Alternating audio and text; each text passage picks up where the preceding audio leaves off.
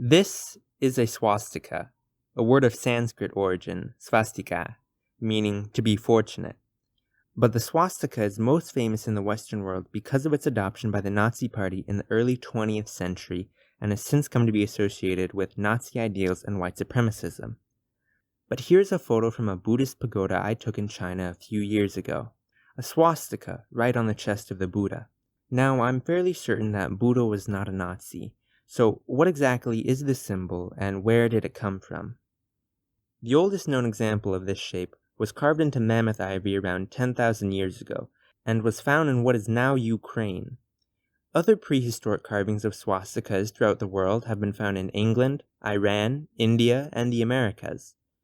Breaking it down geometrically, the classic swastika is usually drawn proportionally like this and can be right or left facing. But there's a myriad of ways to shape and interconnect these four legs that are still swastikas.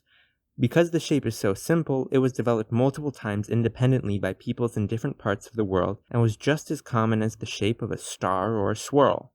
The swastika is one of the most common symbols found on Mesopotamian coins. It was found carved into seals of the Indus River Valley civilization and was later an integral symbol of the ancient religions of Zoroastrianism, Hinduism, and Buddhism. In many cultures, it adopted the meaning of infinity, as with the Armenians, who further developed it into this symbol here. To the Hindus, a right-facing swastika represents the day, and a left-facing swastika the night.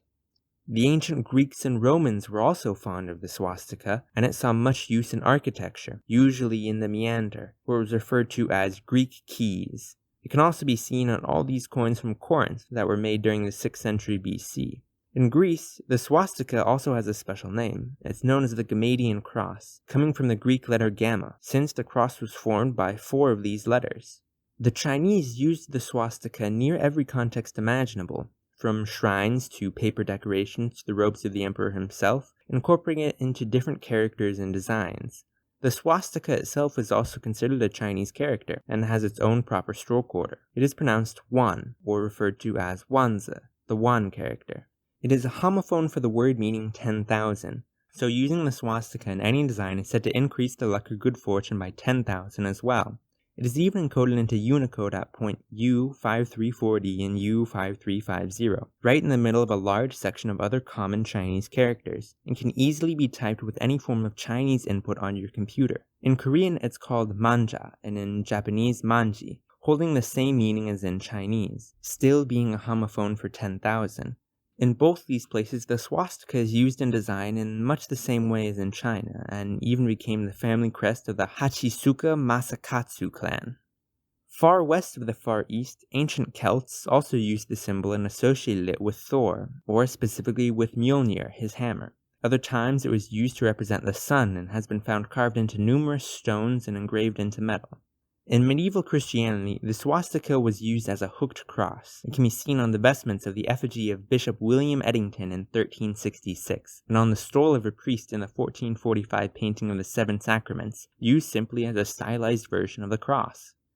In Sub-Saharan Africa, the swastika was carved into the window of this Ethiopian church built in the 12th century, and is used in East Africa by the Ashanti as one of their special symbols used in gold weights, textiles, and pottery.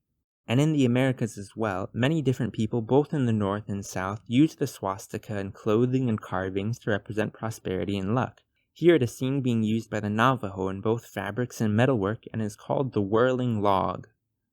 The swastika was a popular symbol in the West during the late 19th and early 20th century, to the point where clothing, company logos, sports teams, militaries, currencies, and even government flags from around the world all used this symbol as readily as any other shape they could have used. There are, in fact, so many pre-World War II use cases of the swastika that it would be impossible to mention them all here.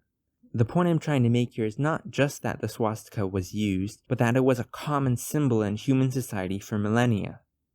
Although the Nazis may have taken hold of the symbol and eradicated its use in popular culture since their adoption of it in the West, in the East, the swastika is still commonly used today in decoration and is a holy symbol used by Buddhists, Hindus, Jains, Taoists, and Bon alike. The unfortunate reality is that today, many people upon seeing any kind of swastika will immediately associate it with the Nazis, but it doesn't have to be that way. No symbol must be associated with any particular idea. What a symbol means is determined by the people who use it. The swastika does not have to be associated with the Nazis any more than the color red, white, or black does. The swastika is a beautiful design, and given that so many cultures have used it throughout history, it's obvious that others think that it's beautiful as well.